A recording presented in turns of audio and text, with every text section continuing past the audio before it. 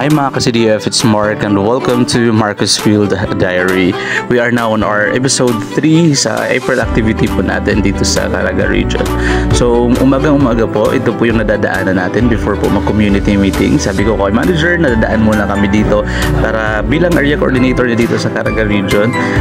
Tinur ko muna din siya dito before po kami sumalang sa community, before yung meetings and workshop. Ito muna, tambay muna with mama ng CLR3 namin. Ito na po yung activity natin, proper activity kung kasama po natin yung CPAC, yung water filling project po nila.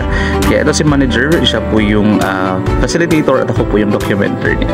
So after po dun sa workshop, dumaan din muna kami dito sa mga sa water filling station mo nila. Kaya dito nag-meeting sila na kailangan daw muna linisan before yung balik ng operation. So ito yung motor na aming narentahan ni manager.